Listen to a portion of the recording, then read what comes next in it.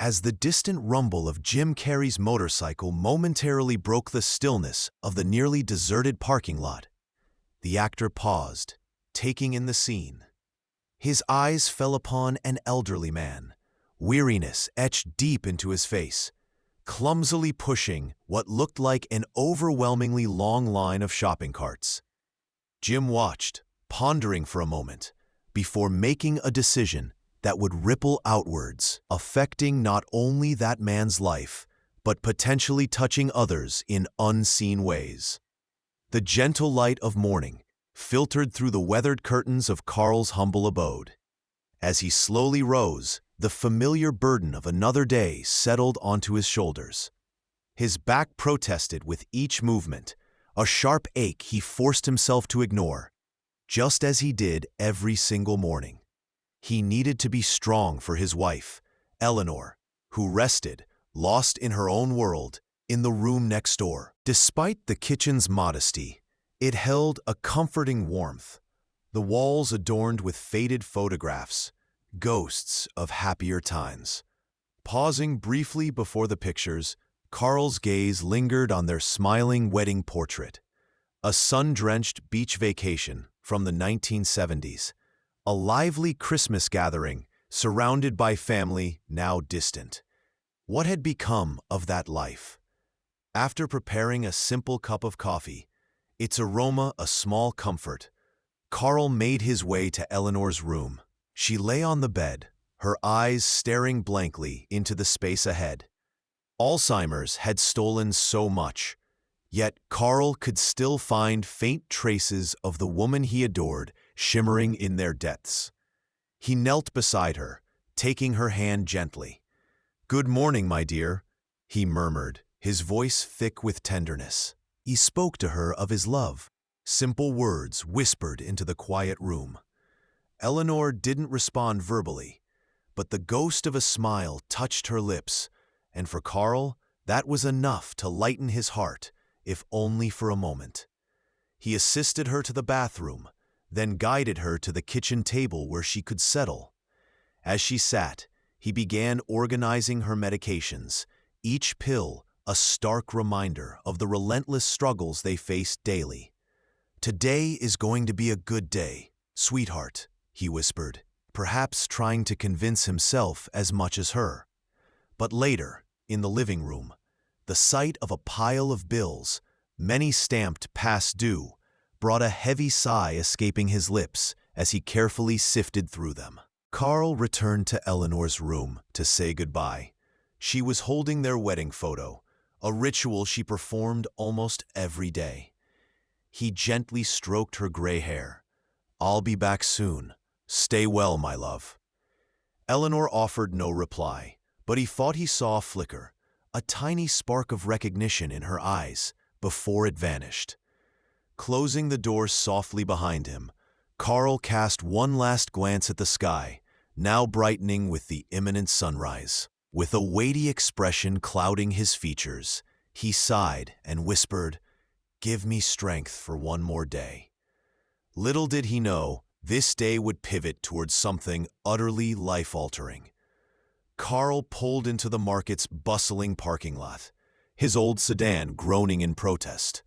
His knees ached fiercely as he climbed out, the damp morning air offering little relief. He retrieved his faded work vest from the passenger seat, its worn fabric bearing the indelible marks of years of thankless use.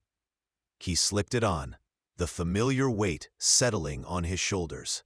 As he walked stiffly towards the scattered collection of shopping carts near the entrance, he mumbled to himself, "Another day. Keep moving." The cool morning air was a temporary blessing. He knew the summer sun would soon bake the asphalt, making this tedious task even more draining. Carl set to work, methodically corralling the carts, arranging them into long, neat rows. His eyes darted around, ensuring none strayed towards parked cars. The repetitive pushing and pulling aggravated the pain in his knee, but he pressed on. Every minute wasted felt like added pressure. After a quick break to wipe beads of sweat from his forehead, Carl scanned the increasingly busy parking lot. People hurried in and out of the store, absorbed in their own worlds. There, he nearly collided with a young man who offered a rushed, profuse apology before vanishing into the aisles.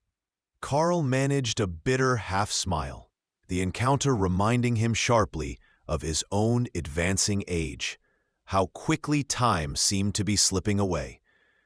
Ignoring the persistent throb in his knee, Carl straightened up as the manager approached.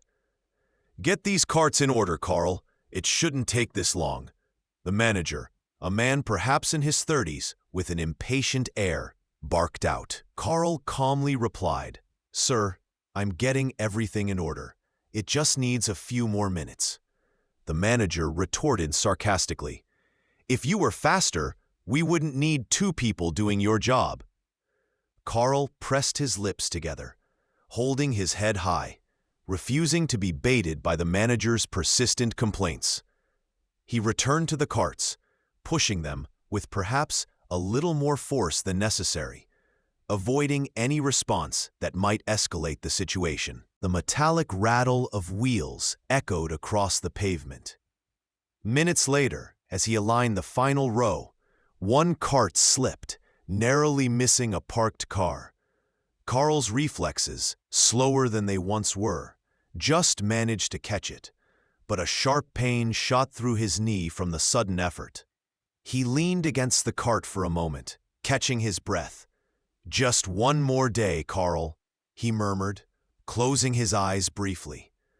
Looking up at the sky, he whispered a quiet prayer, not for miracles, but simply for the strength to endure. "Please, help me get through this day." As Carl struggled to align the last few carts, he remained completely unaware that a man on a motorcycle had parked across the lot, removed his helmet, and was now observing his every move intently. The man adjusted his sunglasses, crossing his arms as if in deep contemplation. The low, resonant rumble of a classic motorcycle engine filled the market parking lot. The sound was powerful, yet somehow subdued, announcing its presence without demanding attention. The rider, Jim Carrey, clad in a black jacket and sunglasses, parked in a secluded corner, away from the main flow of traffic. He dismounted smoothly, removing his helmet and shaking his hair loose.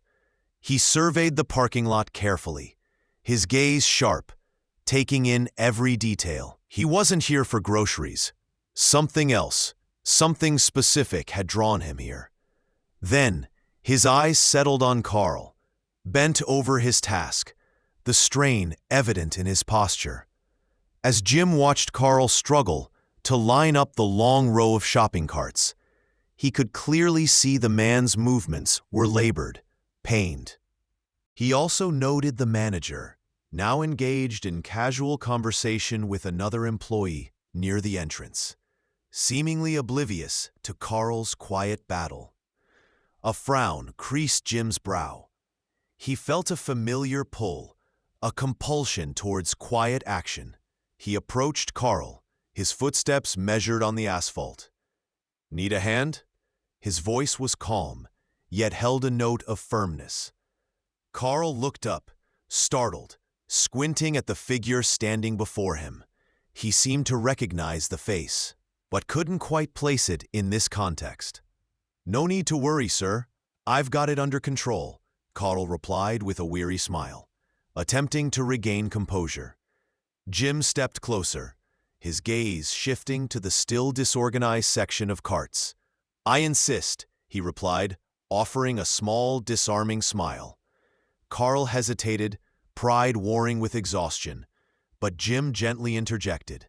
"Sometimes even the strongest folks can use a helping hand. Don't worry, I just want to lend mine." Carl, perhaps reassured by the man's calm demeanor, finally relented. He pointed towards another row of carts nearby. "Well, if you really want to help, you could start with those over there." Jim nodded, accepting the unspoken mission, and they began to work in tandem. As they worked side by side, The silence punctuated only by the clatter of carts. Jim initiated a quiet conversation. "How long have you been doing this?" he asked gently. Carl sighed, wiping his brow again. "A few years now. Ever since my wife got sick. Needed a job, any job, to keep up with the bills. It's not easy, but it's what I've got." Jim listened intently, his expression thoughtful, as Carl, perhaps sensing a genuine, non-judgmental ear, opened up further. He spoke about his wife, Eleanor, the vibrant life they once shared, and how Alzheimer's had relentlessly turned their world upside down. Jim asked occasional, thoughtful questions, never prying, simply seeking to understand the immense burden Carl carried. After a while, Jim suggested they take a break, grab something to drink. Carl hesitated, glancing towards the store entrance, but thirst and sheer fatigue eventually won out. They walked together towards a small market cafe nearby. Seated on a simple bench outside the cafe, sipping their drinks, Jim watched the ceaseless activity of the parking lot. "Have you ever thought about retiring?" he asked casually. Carl let out a short, bitter chuckle. "Retire?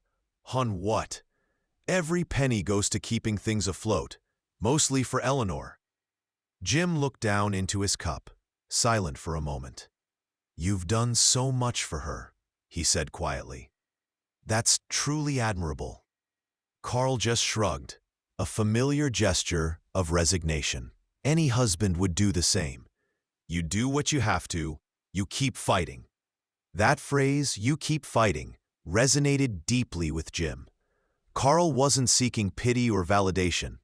It was the raw, unvarnished truth of a man living solely for the love of his life.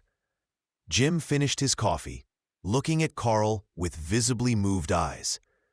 He couldn't quite explain the feeling, but he felt an undeniable compulsion to do something meaningful for this unassuming, dignified man. It felt as though fate, or perhaps something quieter, had deliberately placed Carl in his path today. "Carl," he said softly, "you're a strong man, stronger than most people I know." A faint, weary smile touched Carl's lips, perhaps mistaking the compliment for mere politeness. Jim wondered if Carl even recognized his own incredible strength, mistaking it for simple, unrelenting necessity.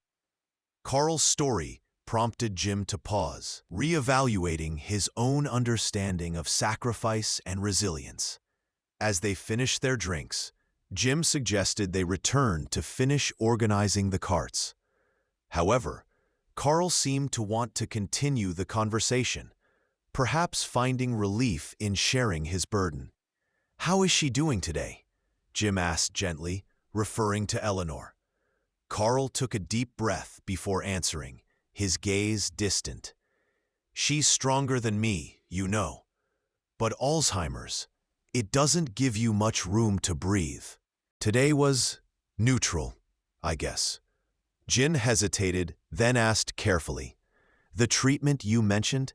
You said you sold things?" Carl rested his weary head against one of the carts for a moment, looking out towards the horizon, as if gathering strength. "Sold the house we built together," he said, his voice low and heavy with memory. "Our home, full of memories. Sold it to pay for her initial therapy, the first rounds of medication. Then, the furniture, the good car, almost everything else. Kept only what was essential. For her." Jim listened intently, his silence a testament to his focus. Carl seemed to feel heard, truly heard, for the first time in a long while. "This job at the market doesn't pay much," Carl continued, gesturing vaguely towards the store, "but it covers her day-to-day expenses. The problem is the medication. It's so expensive, and I can't stop buying it." "I won't?" Jim asked, his voice low but filled with genuine concern. "And how are you taking care of yourself through all this, Carl?" Carl offered a fleeting, sad smile. Not much time or money left over for that. Jim remained quiet, his hands gripping the card handle tightly, processing everything he'd just heard. "Have you considered asking for help?" he asked finally. "Friends? Family?" Carl shook his head. "Most folks have their own battles. Can't expect them to carry mine too.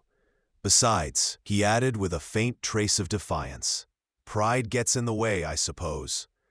Jim smiled faintly, a hint of sadness in his own eyes. "You're an admirable man, Carl," he repeated softly. He placed a hand briefly on Carl's shoulder, a simple gesture conveying volumes of understanding. "The world needs people like you. You deserve some relief." Carl looked momentarily lost for words, something in Jim's directness both unnerving and comforting. "I made my choice," Carl said quietly, signaling an end to the personal conversation. Jim nodded respectfully, understanding Carl's resolve. Yet he remained in the parking lot, helping Carl with the last few carts, observing his quiet dignity.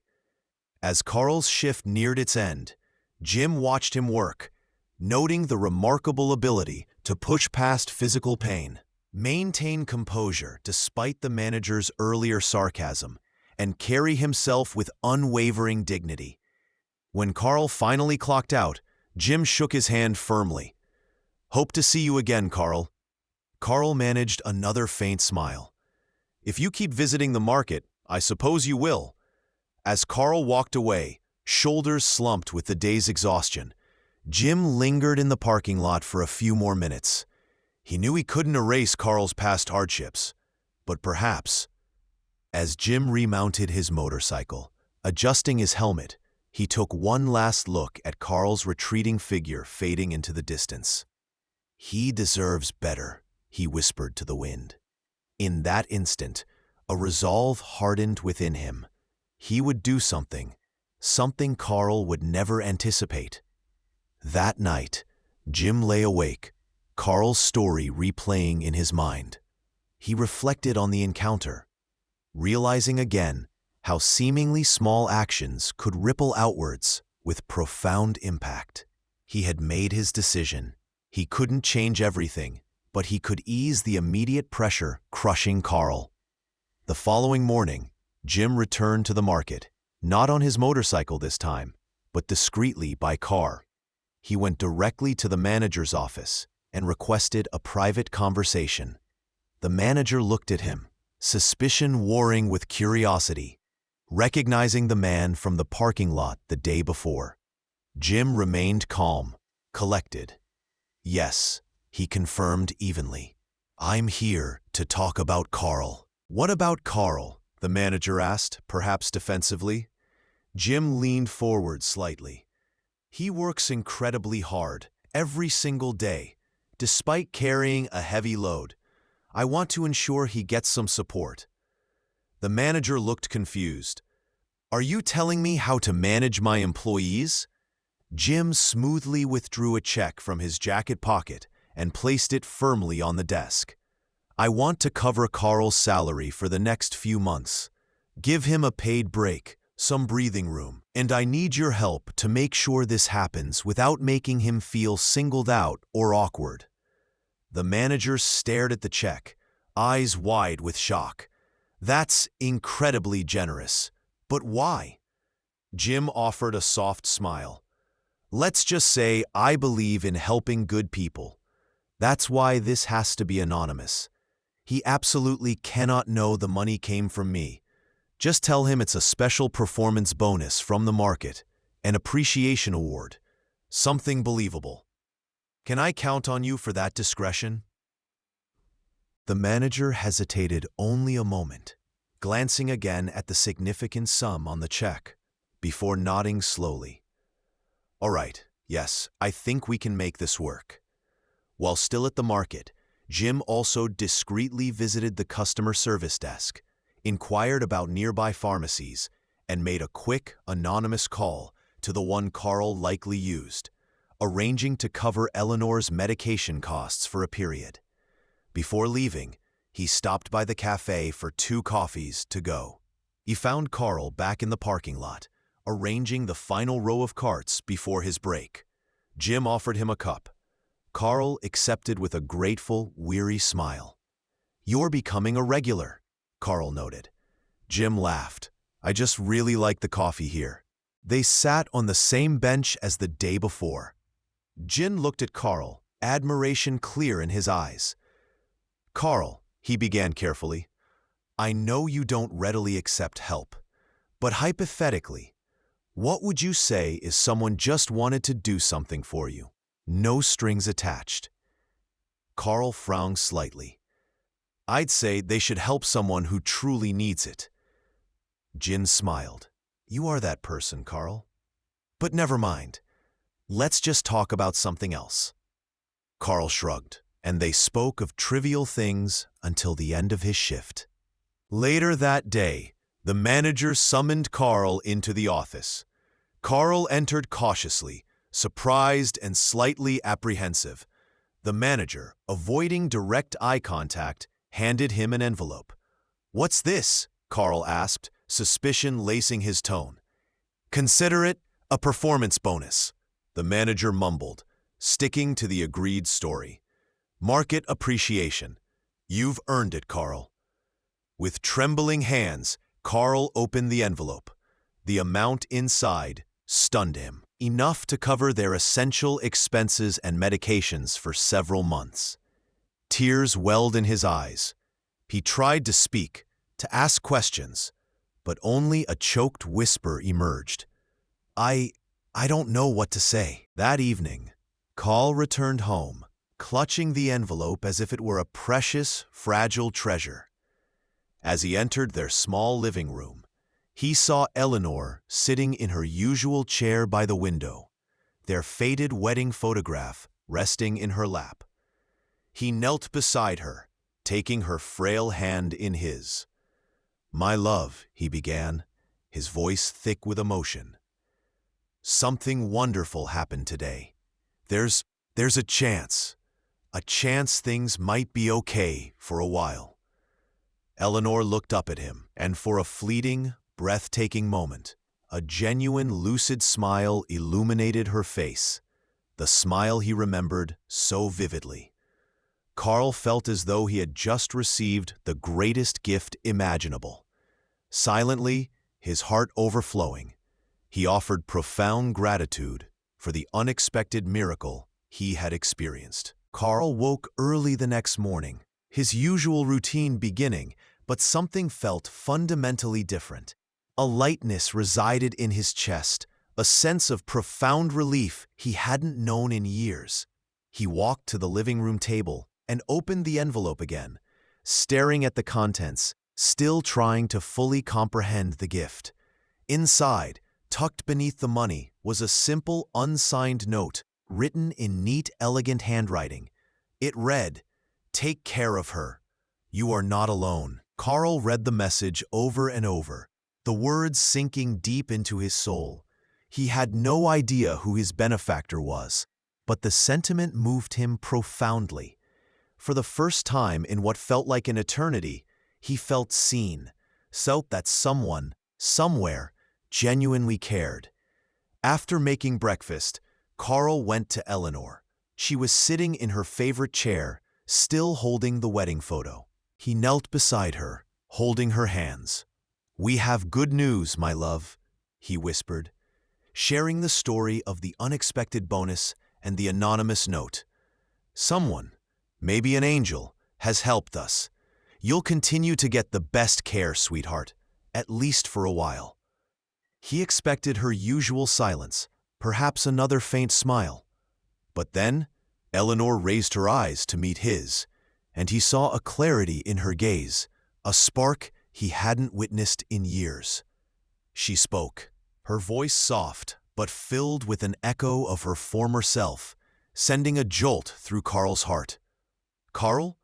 Is it really you?" Tears streamed down Carl's face as he struggled to respond.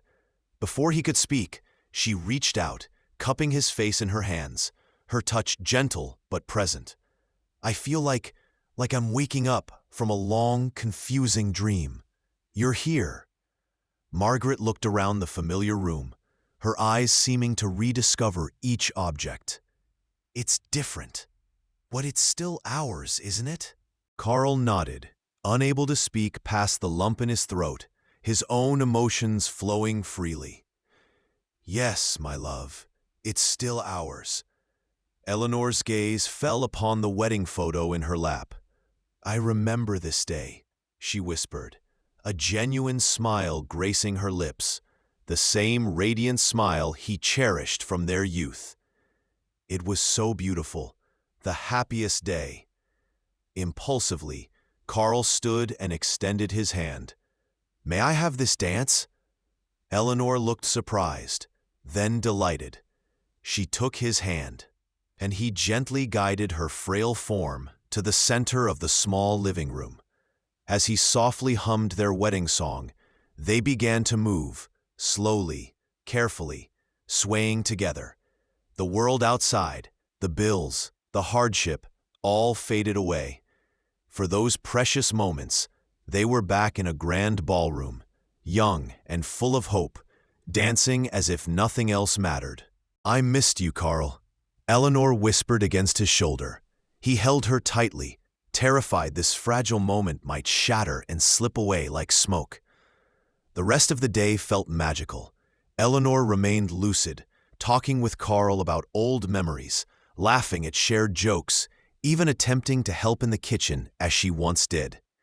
They shared stories, looked through old photographs Carl retrieved from a dusty box, and for one glorious day, Carl felt he had truly received his wife back. As the sun began to set, casting long shadows across the room, Eleanor leaned back in her chair, her eyes growing heavy, looking lovingly at her husband. The clarity began to fade, but the peace remained. Meanwhile, far away, Jim Carrey rode his motorcycle down a deserted highway, the wind whipping past him. His thoughts kept returning to Carl and Eleanor. He knew his actions had created a ripple, provided some respite, but he also recognized that the true strength, the real miracle, lay in Carl's unwavering love and resilience. Pulling over onto the shoulder of the road, he removed his helmet, gazing towards the setting sun. A small, contemplative smile spread across his face. Carl had never given up on Eleanor. That kind of love, Jim thought, was the most profound force in the universe. In the days that followed, Eleanor's clarity ebbed and flowed, the bright flame of that magical day slowly dimming back into the fog of her illness.